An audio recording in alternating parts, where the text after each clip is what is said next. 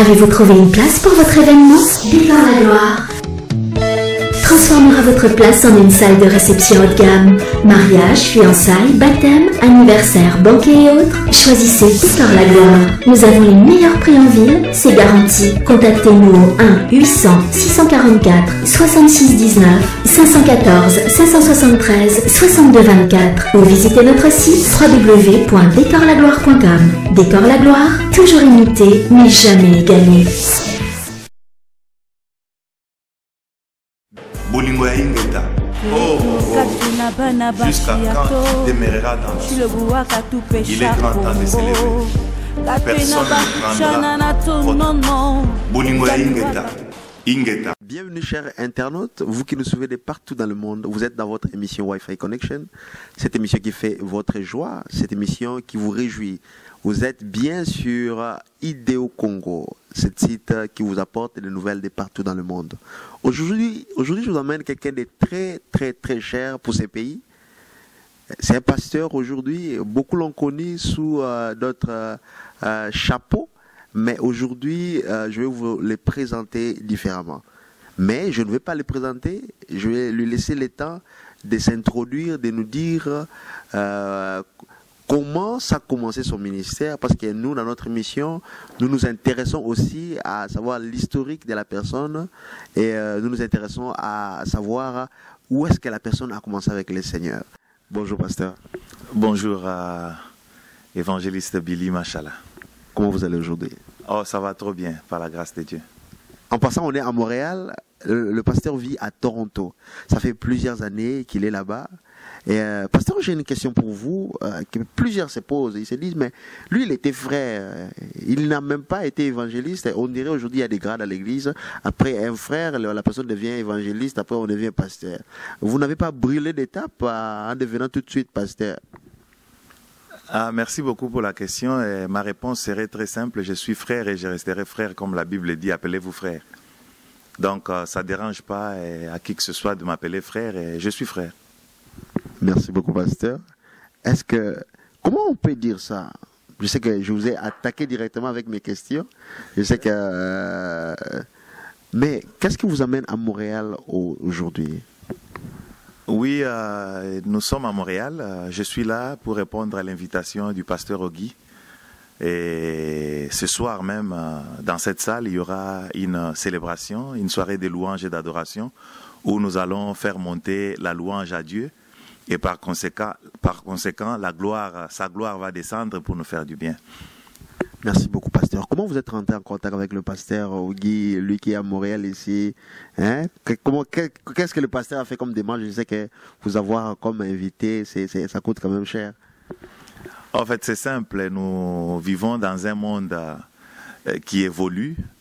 Et nous avons les emails, nous avons les textos, nous avons les cellulaires, les téléphones et nous avons les Facebook. Donc, nous avons plusieurs moyens auxquels nous pouvons toujours nous connecter.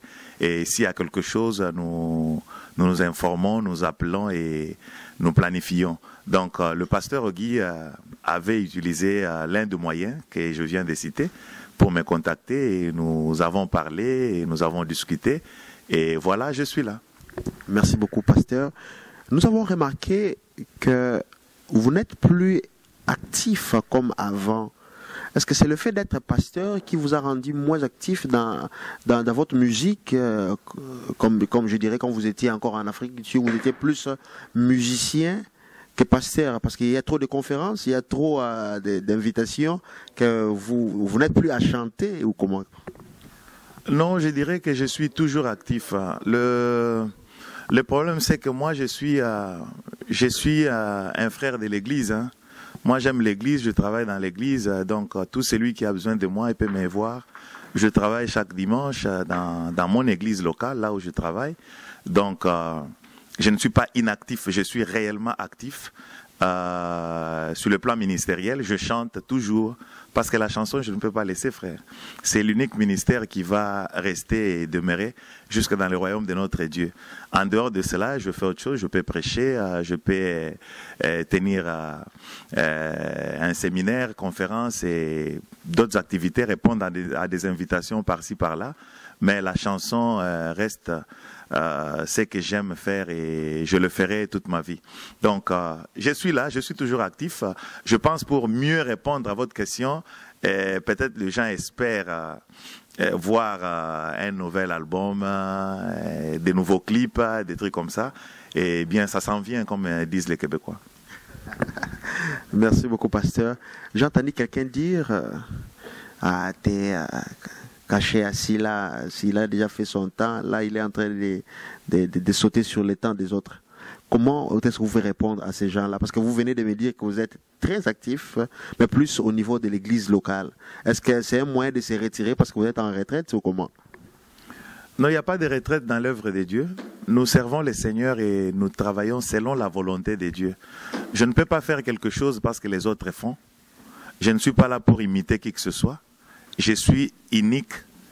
Je réponds au nom des cachets Kachala. Et nous ne sommes pas deux. Donc je fais ce que je peux faire et les autres font ce qu'ils peuvent faire. Tous ensemble, nous travaillons pour la gloire de Dieu. Alors je ne veux pas ici me comparer avec qui que ce soit. Je fais selon la volonté de Dieu et selon son temps.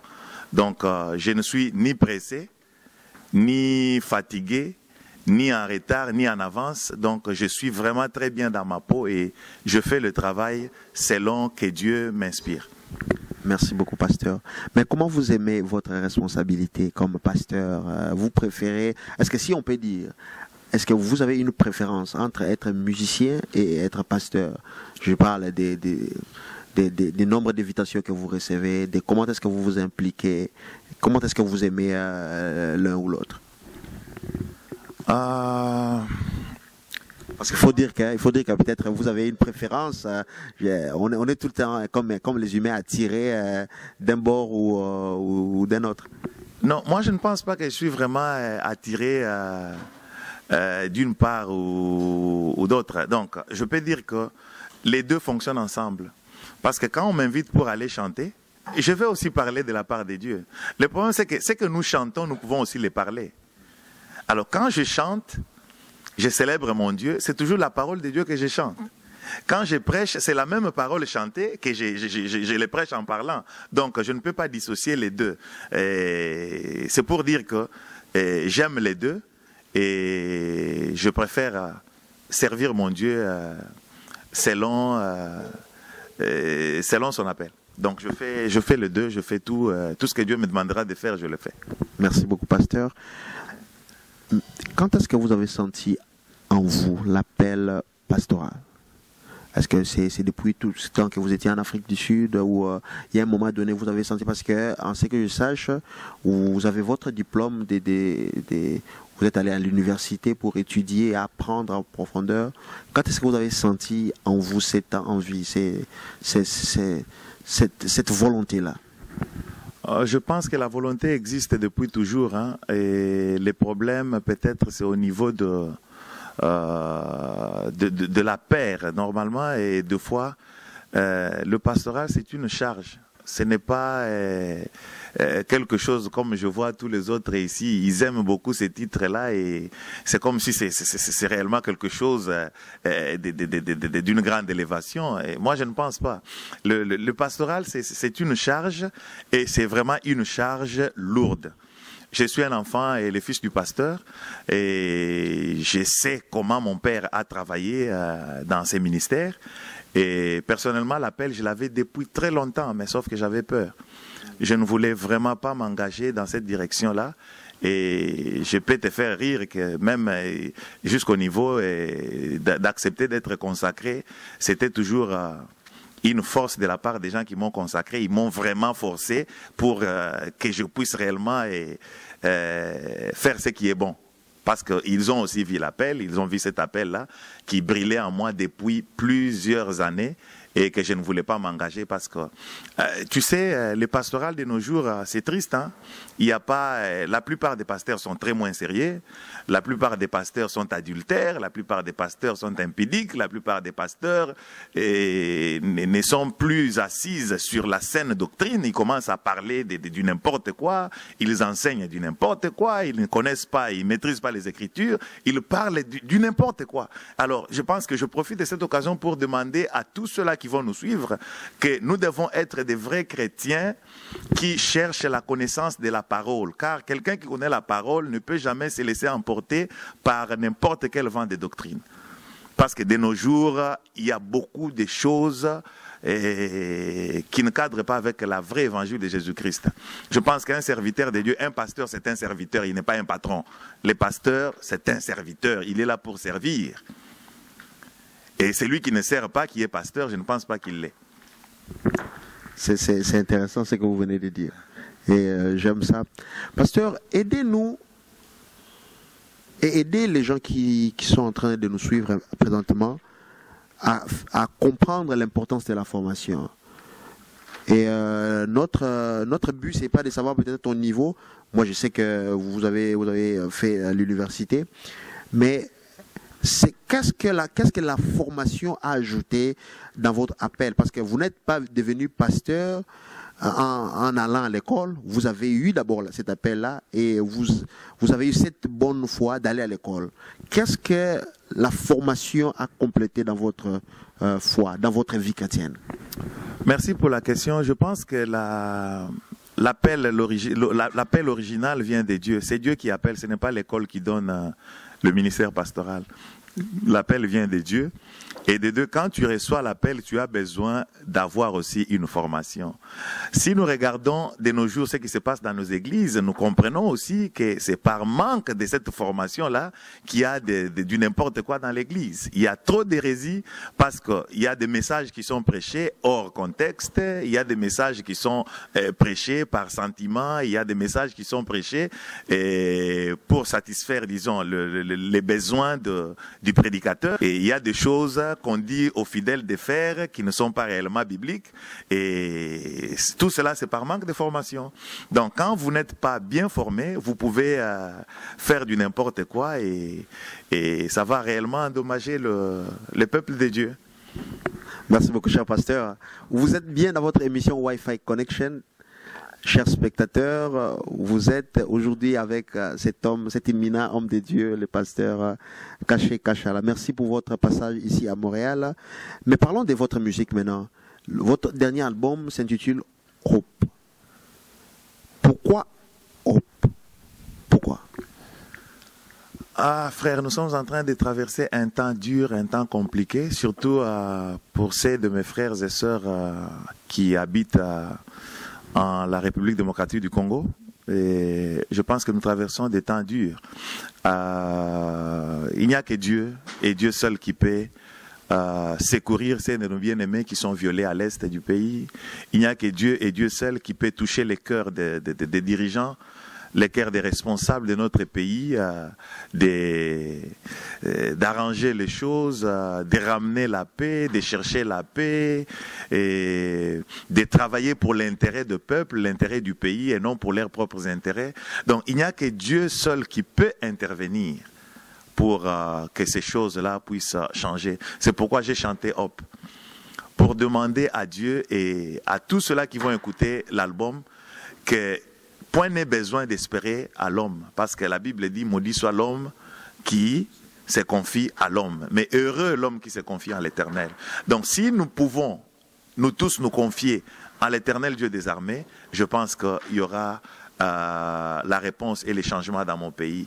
Et il est écrit dans les livres des chroniques, tu le sais, si mon peuple sur qui est invoqué mon nom s'humilie, prie et cherche ma face, moi l'Éternel votre Dieu, je l'exaucerai du haut des cieux, je lui pardonnerai son péché et je guérirai son pays. Je pense qu'il est important que nous puissions nous humilier devant la sainte présence de Dieu et afin de trouver grâce. Merci beaucoup pasteur pour cette précision. Est-ce que cet album est encore disponible sur le marché? L'album est là. je dois avouer que je n'ai pas encore fait sa promotion et je n'ai pas encore publié cet album dans mon pays, au Congo, et je n'ai pas encore fait la sortie officielle réellement de cet album. Et je regarde au Seigneur normalement et la Bible dit tout concourt au bien de ceux qui aiment Dieu. Donc, il n'y a pas de retard. Donc, le travail est là et biloko nzambe pour la ranamote. Et biloko a bien, bien. Donc, le travail est bien fait. Et ce qui est important, c'est le message qui est véhiculé dans cet album qui va réellement bénir le peuple de Dieu. Et je sais que quand cet album, je le joue, Dieu est content. Amen. Mais où est-ce que les gens peuvent aller peut-être écouter une ou deux chansons? Est-ce que vous avez un site internet à vous ou des références où est-ce que le peuple de Dieu pourra aller écouter Hope? Bien sûr, premièrement, ils peuvent entrer sur YouTube sous mon nom, Caché Kachala. Ils peuvent voir mes clips, mes images. Et il y a une chanson de l'album Hope que j'ai téléchargé sur l'internet, sur YouTube. Ils peuvent voir. Et en dehors de cela, j'ai mon site web aussi. C'est toujours caché.org. Donc, kache.org. Et ils peuvent entrer là-bas et voir, donc avoir toutes mes informations. Merci beaucoup, pasteur. Je vais vous donner 3 à 5 minutes parce que je me souviens quand on a fait une mission à Calgary, vous avez frôlé ou vous avez touché à un sujet qui est pour moi jusqu'aujourd'hui très intéressant. Vous avez parlé des Lévites. Je ne sais pas si vous vous souvenez de ça, des Lévites et des sacrificateurs. Donc, je vais vous laisser le micro, peut-être même sans Bible, je sais que vous pouvez le faire. Nous expliquer c'est quoi la différence entre un Lévite et un sacrificateur pendant 3 à 5 minutes. Et je vous laisse le micro.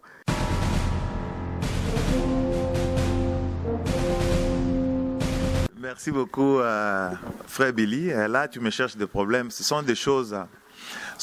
des affaires que les hommes de Dieu, le pasteur n'aime pas entendre souvent, hein, parce que dans nos églises aujourd'hui, les églises sont constituées de pasteurs. C'est comme si ce sont les maisons des pasteurs maintenant, ce sont les biens personnels des pasteurs. Et par conséquent, vous trouverez que les églises portent maintenant le nom de pasteur. Vous allez avoir une église qui s'appelle Maranatha. Les gens n'appellent pas cette église-là église Maranatha. Mais on va appeler l'église du pasteur José. Ou l'église du pasteur... l'église du pasteur Mangoussa ou des choses comme ça. Donc, c'est pour dire que les églises n'ont plus de nom. Les églises commencent à porter le nom du pasteur. Première erreur. Des deux, les serviteurs de Dieu qui dirigent les églises pensent maintenant que les églises sont leur propriété privée. Non. Une église, c'est l'affaire de Dieu et Dieu seul. Un pasteur, c'est un berger. Un pasteur, c'est un responsable d'une église qui est là pour diriger les brebis du Seigneur, dans la voie du Seigneur. Et selon les inspirations de Dieu, les inspirations divines, et selon la parole déjà révélée. Parce qu'aujourd'hui, les gens cherchent des révélations par-ci, par-là, alors que nous avons la révélation de Dieu dans la Bible. Point n'est besoin d'aller chercher des révélations de gauche à droite. La Bible est là, la Bible est très claire. Celui qui n'a pas réellement des révélations, celui qui ne comprend pas réellement la parole de Dieu, il peut aller aussi à l'école biblique. J'encouragerai les serviteurs de Dieu d'aller faire les écoles bibliques pour comprendre et maîtriser la doctrine biblique. Ça, c'est des 1. Et aussi, pour revenir maintenant à la question sur les Lévites et les sacrificateurs, je pense que là, il y a un problème parce qu'il y a maintenant une hiérarchie qui se crée dans l'Église. Donc, il y a ceux qui ont refusé, par exemple, ceux que l'Église des réveils refusé, et ce que nous voyons dans le catholicisme, c'est ce qui règne maintenant dans nos églises. Nous avons des bishops aujourd'hui, des archibishops, de ceci, cela. C'est comme s'il y a vraiment une hiérarchie dans l'Église. Donc, premièrement, les pasteurs, deuxièmement, les chantres, troisièmement, les protocoles. C'est comme si, or, ça ne peut pas être ainsi. L'Église, c'est l'Église de Dieu et dirigée par les pasteurs et les collèges pastoraux ou conseils pastoraux, comme vous voulez, mais tout doit cadrer sur la pensée et la vision de Dieu. Alors, les Lévites et les sacrificateurs, je peux dire que c'est l'image du pasteur de nos jours. Les Lévites, je peux dire que c'est l'image, ce sont de tout cela qui travaille dans le sacerdoce. Normalement, les Lévites, y compris les sacrificateurs, ce sont des gens qui travaillent dans les sacerdoces. Alors, la Bible dit, ceux-là qui travaillent dans le sacerdoce, c'est que celui qui travaille dans le temple mangera dans les temples. Alors, aujourd'hui, nous voyons, il y a un déséquilibre total dans ce qui se passe dans nos églises. Nous voyons que dans une église, un pasteur peut avoir un salaire parce qu'il est pasteur, mais les chantres n'ont pas de salaire. Je m'explique. Le pasteur est allé faire l'école biblique pour devenir pasteur. Il a fait la théologie, une bonne chose, pour devenir pasteur ou soit prédicateur et vivre en prêchant la parole de Dieu. Le chantre aussi est allé faire une formation musicale, soit jouer au synthé, aux instruments, chanter, pour devenir musicien et vivre de cela. Mais ce qui est bizarre, c'est qu'aujourd'hui, les deux personnes se pointent. Celui-ci ayant la formation musicale, l'autre ayant la formation de la prédication ou la formation théologique. On engage le pasteur dans une église parce qu'il doit prêcher la parole, mais le musicien, on lui demande de travailler d'une façon bénévole. Je trouve ça inconcevable. Mais comment ce musicien ici va vivre? Parce que si le pasteur qui prêche la parole peut vivre de son travail, alors le musicien qui chante aussi la parole ne peut pas vivre de son travail. Alors, qu'est-ce que vous voulez? Que ces musiciens-là chrétiens puissent aller jouer maintenant dans le monde pour avoir un salaire? Là, il y a des points d'interrogation. J'aimerais que les pasteurs qui vont suivre, qu'ils puissent répondre eux-mêmes. Mais je sais que la Bible dit que ceux qui rentrent dans les églises, disons, les dîmes, les offrandes et les dons volontaires, sont la part des Lévites. Donc, c'est pour dire que ceux-là qui ont droit de bouffer, de manger, la part de Dieu dans l'église, les offrandes, les dîmes et consorts, sont les pasteurs et les Lévites. Et la Bible ajoute, y compris les veuves et les orphelins. Donc je pense qu'il faut que les églises ajustent un peu ces affaires-là pour qu'il y ait l'équilibre dans nos assemblées aujourd'hui. Parce que nous trouvons qu'il y a des églises où il n'y a pas de musiciens, il n'y a pas de chantres, il n'y a pas de ceci, cela. Pourquoi? Parce que les chantres ne se retrouvent pas. Et ils obligent aux chantres de travailler d'une façon bénévole alors qu'eux-mêmes, ils ont un salaire. Ça n'a pas de sens. Or, nous sommes dans l'œuvre de Dieu. S'il y a un $10 qui rentre, pour que nous puissions réellement travailler dans l'intégrité, si nous sommes réellement intègres, s'il y a un $10 qui rentre, après avoir fait les dépenses de l'Église, je pense qu'il serait normal de partager ces $10-là au nombre de tous les Lévites qui sont à l'Église. Ceux-là qui travaillent au protocole, ceux-là qui travaillent à la louange, ceux-là qui travaillent avec les enfants, et que chacun puisse gagner même ses 10 centimes, ses 20 centimes. Néanmoins, il bénira le Seigneur parce que c'est ce que Dieu a permis qu'il puisse avoir. Donc, le problème, c'est qu'il y ait l'équilibre dans la maison de Dieu. Mais que ça ne soit pas vraiment... Ce que je dis ici, ce sont des sujets tabous où les hommes de Dieu ne veulent pas qu'on s'asseye pour discuter ou soit expliquer cela d'une façon claire à l'Église. Mais n'empêche, il y a aussi des serviteurs de Dieu qui servent les seigneurs qui refusent d'avoir un salaire. Il n'y a pas un problème. Nous le faisons, nous tous. Mais il y en a aussi qui ont droit à un salaire. Il faut leur donner leur salaire. La Bible dit, l'ouvrier mérite son salaire. Donc, j'aimerais dire que non, les Lévites ne sont pas des personnes à négliger, mais ce sont des gens qui travaillent et qui servent Dieu dans les sacerdoces et qui sont appelés à vivre dans les sacerdoces.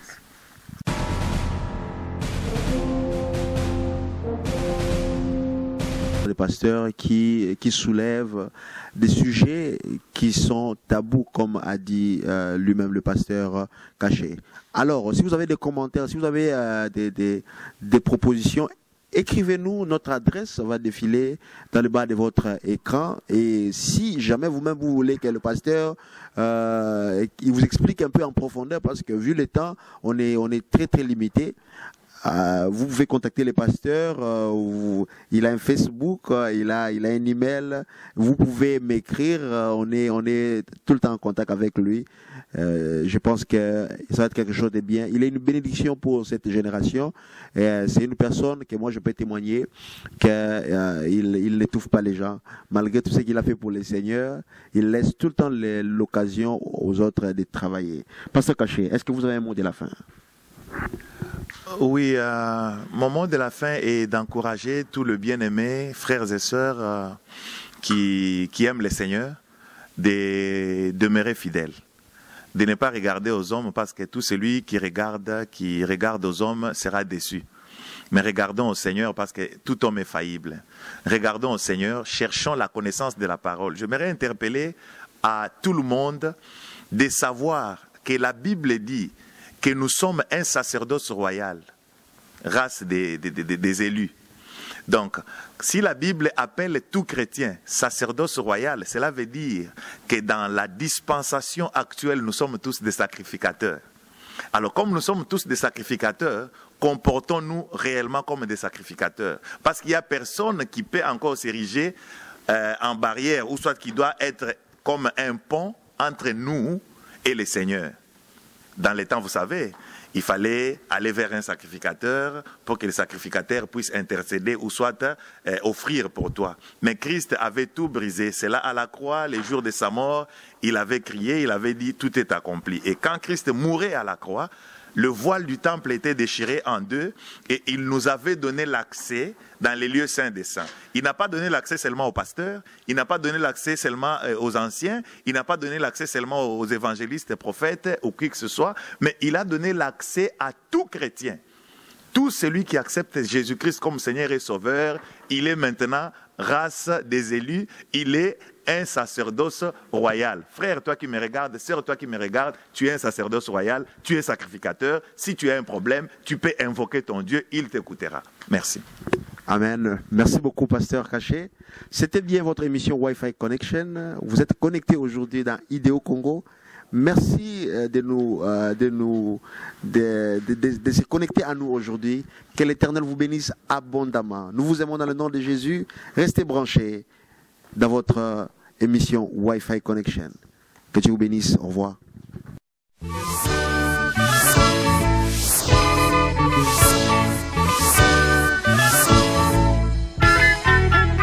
Avez-vous trouvé une place pour votre événement? Décor la gloire transformera votre place en une salle de réception haut de gamme. Mariage, fiançailles, baptême, anniversaire, banquet et autres. Choisissez Décor la gloire. Nous avons les meilleurs prix en ville, c'est garanti. Contactez-nous au 1 800 644 66 19 514 573 62 24 ou visitez notre site www.decorlagloire.com. Décor la gloire, toujours imité mais jamais égalé.